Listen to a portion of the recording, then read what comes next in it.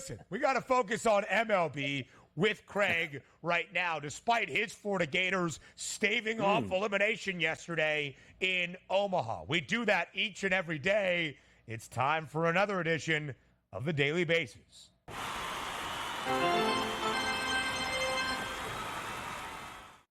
Oh, I thought we might have Lacey saying Craig yet again. Yeah. Anyway, Craig, the biggest story right now in Major League Baseball, at least this past week, it's Grimace and what he has done for the New York Mets. Since Grimace threw out the first pitch on Wednesday at Citi Field, the New York Mets have not lost a single game. A perfect 6-0. Outside of Grimace throwing out the first pitch, what has the New York Mets figured out? Yeah, it's funny how things work. You could pick any narrative for baseball over the course of the season. You see them teams do this all the time. They'll say since this or since that. It's kind of funny that since the Grimace throughout the first pitch that this has happened. But let's be real, offensively, let's talk about the Mets. Offensively, what's happened in the first 2+ months is that you have so many players playing below the back of the baseball card. So inevitably that's going to catch up. You did not expect Lindor to have the season he was having and Brandon Nimmo to have the season he was having and even Pete Alonso to a degree. And so naturally those guys are finally coming along. To go along with the fact that Starling Marte has had a really good season thus far, JD Martinez has been fine. And so their offense is now playing to what it should.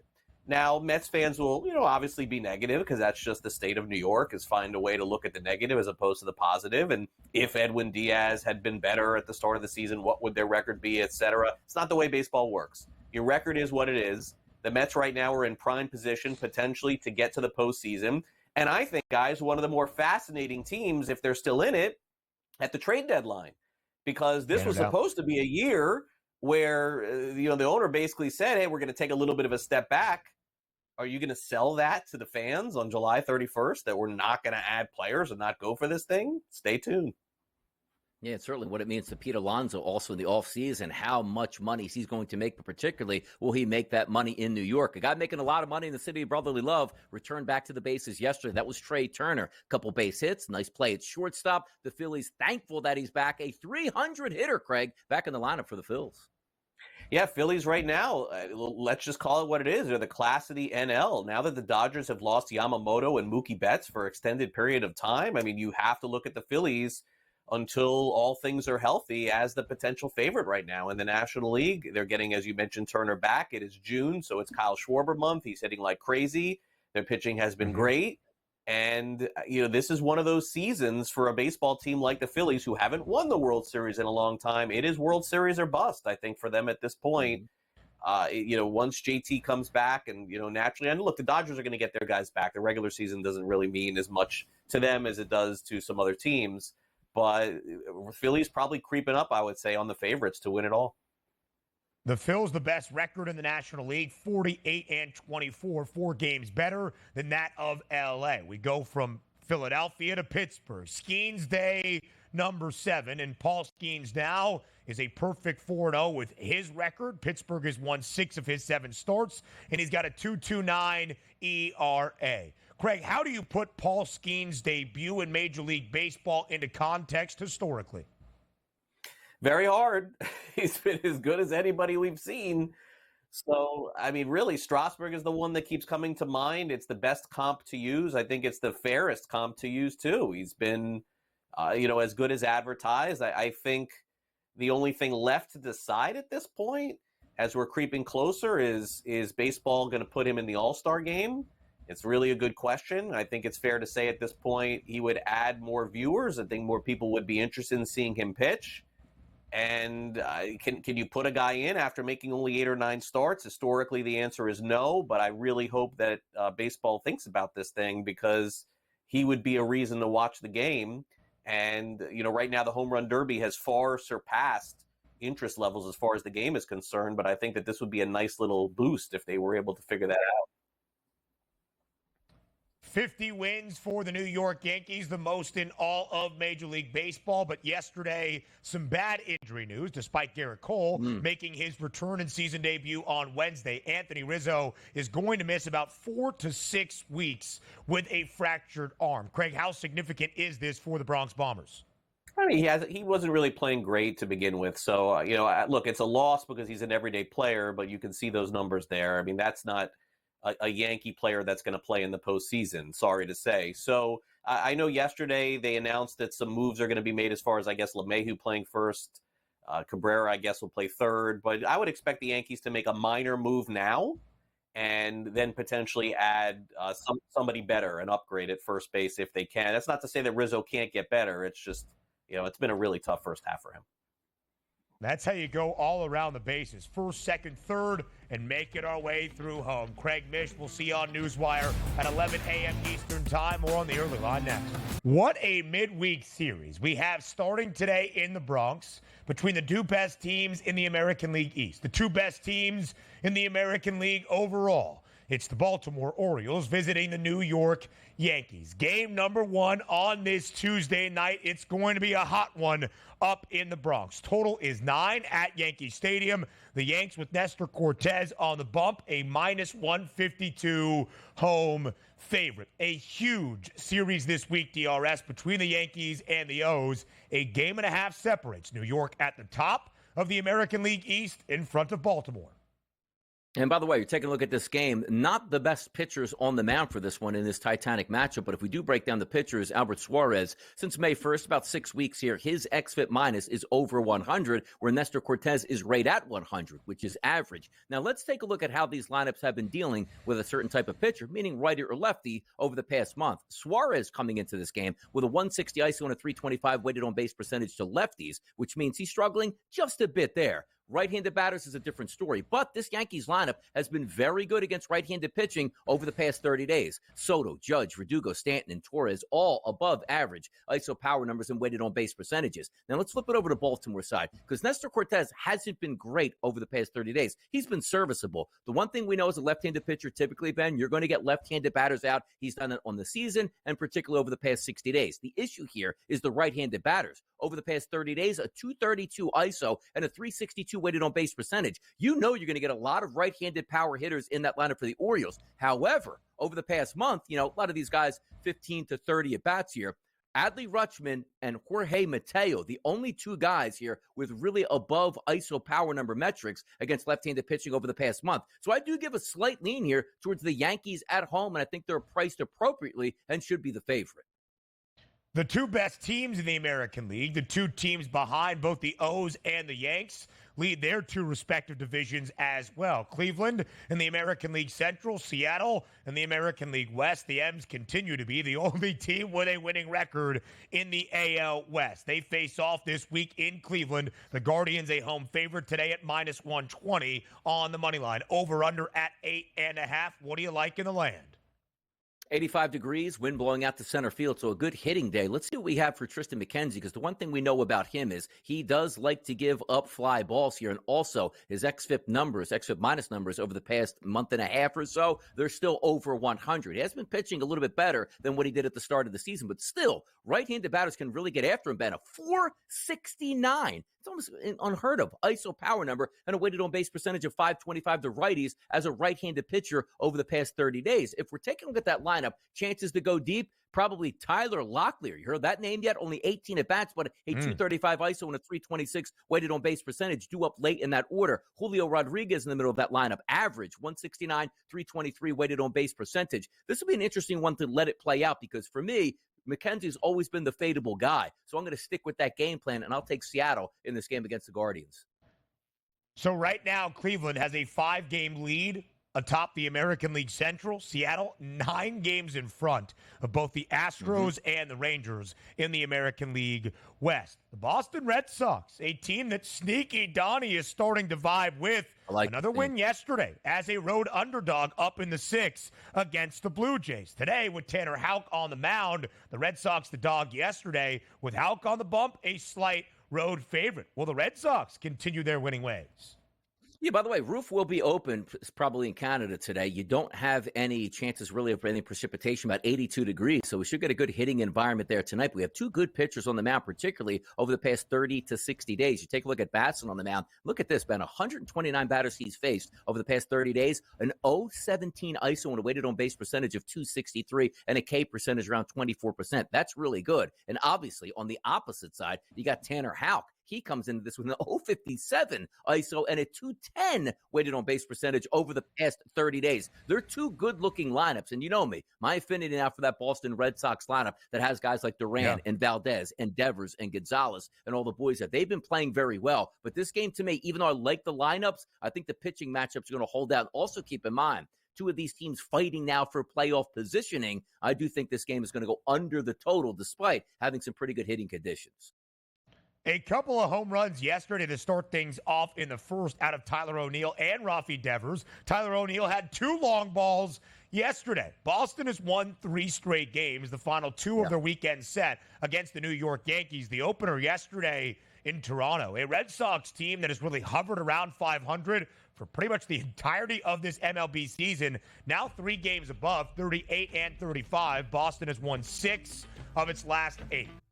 The New York Grimace Mets, they are nothing to trifle with at this moment. They have won 6 straight games, of course, since Grimace threw out the first pitch at Citi Field last Wednesday. Can they make it 7 in a row once again tonight in Arlington between the Rangers and the Mets? At this moment, Texas, the reigning World Series champs, who have dropped 7 of their last 10, see themselves in a dead even pick'em. Minus 108 on both sides for the Mets and the Rangers. So is it going to be 7 straight for New York tonight? Oh, who do you trust? That's going to be the question. Is it going to be the Michael Lorenzen since May 1st with an ERA of 2.39 or the Michael Lorenzen with a 116 xFIP minus? And also the lineup for the New York Mets here that's been really good over the past week and a half. If we take a look at Lorenzen, he's been very good as a right-handed pitcher against left-handed batters for the entirety of the season, which does include the past 30 days. An 0.18 ISO and a 148 weighted on base percentage. But things do change when he's facing right-handed batters. A 196 ISO, which isn't devastatingly bad, but it is above average, and a 393 weighted on base percentage, which is well above average. The first 4 guys in that lineup that I'd be looking for: batter number 1, Francisco Lindor, decent ISO, decent weighted on base percentage against right-handed pitching. But the fact of the matter is he will be batting from the left-hand side, so that might take him out.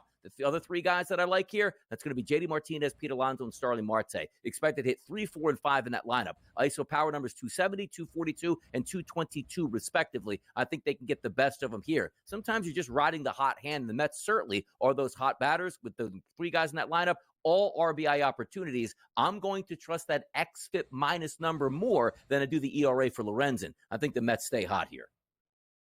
Yesterday, a 9-5 victory for the Dodgers in Coors Field against the Rockies over a total that was at 12. Freddie Freeman, 6 ABs and 5 walks. Shohei Ohtani continues to deliver at the dish in terms of RBIs. He's now the favorite to win National League MVP due to the injury to Mookie Betts. Total today, just 11, not quite 12 at Coors Field at Mile High. Walker Buehler gets the start for L.A. They're booked as a minus 190 road moneyline favorite. Yeah, still a high number at 11.5, but again, there's a really good chance they're going to get 12-plus runs. Now, typically, you'd see Walker Buehler on the man, like, ooh, let me just take the Dodgers here, and I'll take an under because he can probably tie up those bats. But we're not playing in Los Angeles out at Chavez Ravine, which certainly is a pitcher's ballpark. You're playing at the ultimate hitter's ballpark in Major League Baseball, Coors Field. If we look at this game, 74 degrees at first pitch, so we're not in that 80s and 90 temperatures, and a wind condition, that's not really going to help all that much. About 8 miles an hour from right foul pole to left foul pole. But let's take a look at Walker Buehler. If we're just looking at these non-analytical numbers, like ISO power number and weighted on base percentage, 207 is that ISO and a weighted on base percentage of 386 over the past 30 days. That isn't very good. You got a couple legitimate hitters in that lineup today for the Colorado Rockies, but on the opposite side, Austin Gomber is out here. Now, for the season itself, look, he does pitch at Coors, so sometimes you have to deflect some of those numbers, but if I'm just taking this back to, May 1st, a 108 xFIP minus, which is slightly above average, an ERA of around 4, and a Sierra number of 4.51. Here's the issue. the Los Angeles Dodgers, Ben, absolutely tee off against left-handed pitching. Take away, and this crazy part about this, you say, yeah, that makes sense. Ohtani, even though he's a lefty, dominates. Ohtani's been terrible against left-handed pitching over the past month. A 0 ISO power number through 33 at-bats. Take a look at the rest of this lineup, though. Will Smith, Freddie Freeman, Teoscar Hernandez, Andy Pages, Rojas, Kike Hernandez, Chris Taylor, and Vargas, all positive batters against lefties. And take a look at Gomber here, struggling with righties and lefties accordingly here. You're looking for the Dodgers to have a really good day at the plate, and I would back that effort there for them. Maybe a team total for the Dodgers. Even though it's going to be expensive, they should hit tonight. Yeah, 9 yesterday for LA. You have to think it continues today in Denver. 9 also yesterday back at the bank for Philadelphia, who had dropped 2 series since returning from London last weekend, including 2 Schwarbombs out of Kyle Schwarber. Today with Aaron Nola on the mound against San Diego, the Phils a -142 home money line favorite. Will the home cooking continue in the city of brotherly love? Probably will, just because, again, you're looking at the Phillies getting back home, had a nice night last night against a bad pitcher on the mound that they should have hit, and they did. Tonight could be a different story. Now, Aaron Nola, last time we saw him, he got batted around quite a bit here, so maybe he's looking for that bounce-back performance. But even if we do take it back 6 weeks here, Nola's still pretty good at a 91 xFIP minus and an ERA of 3.70. We'll see if he does improve on the mound tonight. But also, Michael King, one of the key ingredients coming over in that Juan Soto trade since May 1st, he's got a 77 xFIP minus and an ERA of 2.49. Now, the interesting part is going to be is take a look at some of his numbers. Last 30 days, 113 batters he's faced, a 100 ISO power number, and a 243 weighted on base percentage. The Phillies do have a lot of heat-seeking missiles in that lineup going up against right-handed pitching, but the fact of the matter is, what do you trust more? Well, the one thing that we didn't talk about in Colorado is, well, maybe the weather doesn't help all that much. Philadelphia again today, 87 degrees, 10-mile-an-hour winds blowing out the dead center field. It's almost like in Citizens Bank Ballpark when you see that, regardless of pitchers, you got to take the over, and that's really the feeling today. So as we keep it going around Major League Baseball, a low-scoring affair yesterday in the A. The Braves won 2-1 against the Tigers. Reese Olson still hooting and hollering for a little bit of run support this year. It has not happened. The Braves' offense did pick up in the Trop this weekend. Only 2 runs yesterday, though, back at home. They meet once again. My guy, Spencer Schwellenbach, on the bump, the former Nebraska Cornhusker for the Braves, and they're booked as a -164 favorite against the Rays and Aaron Savali. Or, excuse me, 2 pitchers. looking at the wrong thing there. That was my fault. Casey. Go ahead, Donnie, take it. Little Casey Mize action up there. I had to take a look at some numbers and say, whoa, but the bloat is handicap right here. Both of these pitchers should be able to get hit tonight. But again, 84 degrees, which is nice for Atlanta. You know, it'll probably be muggy, but winds blowing in double digits from right field, certainly not going to help. If we take a look at Casey Mize on the season, he actually has some pretty good numbers. Last 30 days, those numbers changed drastically. A 165 ISO, which is right around average, but 410 as a weighted on base percentage through those 105 batters, that's not going to help you out too much. And maybe this is a night where the Atlanta can start to hit. 4 out of the first 5 batters, Kelenic, Ozuna, Olsen, and Riley, all have very good numbers against right-handed pitching. Let's flip it over to the other side. Spencer Schwellenbach coming up here to Major League Baseball hasn't been all that impressive. 67 batters he's faced, Ben, a 246 ISO and a weighted on base percentage of 351. The 2 guys I look at this lineup here for RBI opportunities, Matt Vierling has been sensational over the past 30 to 45 days for Detroit, as well as Riley Green. Take those 2 guys there. For the game itself, it's a little bit of a heavy line, but I do think there are some RBI opportunities tonight to make some money in the Big A. I'll explain why I fudged that up on the other side. An ace affair to preview and best bets to give next. So here's why I fudged that up as we were breaking down the Braves game today in Atlanta against the Tigers with Casey Mize. Because on the FanDuel Sportsbook, our great sponsors, the game's back-to-back. Minnesota follows this one as they host the Rays today. I was talking about Atlanta this weekend at the Trop. It's the same exact price on the money line. -164 in favor of Atlanta, +138 on the other side. Detroit, the money line underdog. Same exact numbers in Minneapolis. The Twins -164 in favor against the Rays at +138. My apologies. Now to an Aces affair at Wrigley. And listen, the starting pitching this year for Chicago has been pretty sensational. The back end of the bullpen cannot close a game to save their lives. Yesterday, a similar story, albeit a bad one for the Cubbies this season. They're up 6-3 at the end of 7 innings against the Giants. They should win a game when they're up 3 with just 2 more innings to go. and the Giants rally, including a home run by Tyro Estrada, a 3-run shot in the 9th to give the Giants a 7-6 win. Today, 2 great starters on the bump. Justin Hill for Chicago, Logan Webb on the other side for the Giants. Total of 9.5 in Wrigley. What do you like?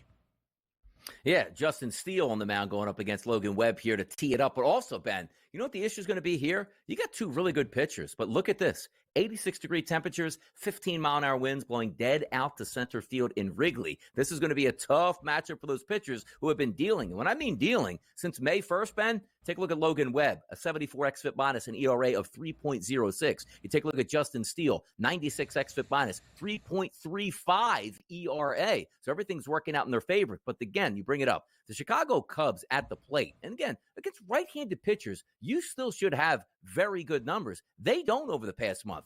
Ian Happ and Seiya Suzuki, 316 ISO 206. Everybody else below the belt here, which is terrible, going up against a really good pitcher. And also keep in mind Logan Webb's numbers. 126 batters he's faced over the past month, a 108 ISO and a 251 weighted on-base percentage. I just told you, Steele is a very good pitcher, but it comes down to trusting the offense of the Giants much, much more than I do offense of the Chicago Cubs. Because take a look at this. As good as those numbers of Steele has been, only one guy in the lineup, which is Patrick Bailey, is a 163 weighted on base percentage. Every single other player expected to be in the lineup today, which is 8 of those guys, above average. I just trust the Giants way more than I do the Cubs. I'll take the Giants today.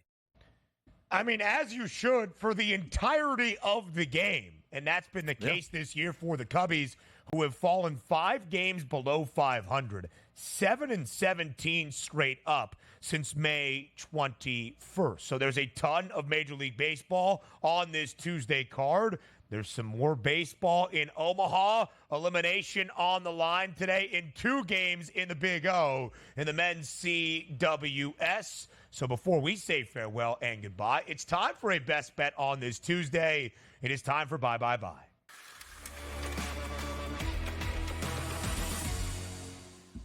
What is the best bet out of the mind of Donnie Rightside on this Tuesday?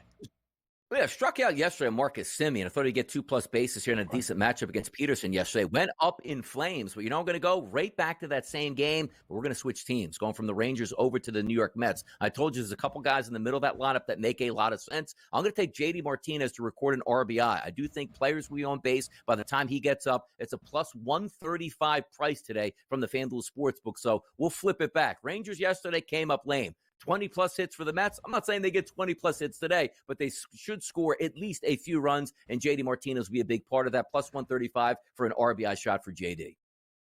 I did warn yesterday, fading the Grimace Mets in any particular way, even if it didn't impact the outcome, for Marcus Semien to get a couple of base knocks or to get on base a few times. Wise, I think, Donnie Rightside, to back the Grimace Mets, who are a perfect 6-0, looking to make it 7 in a row tonight in Arlington. A doubleheader of elimination games today in Omaha at the College World Series. So far, 4 days of action in downtown Omaha, 8 games in total. 7 of the 8 have stayed under. It's something I told you to look out for before we got underway at the men's CWS on Friday.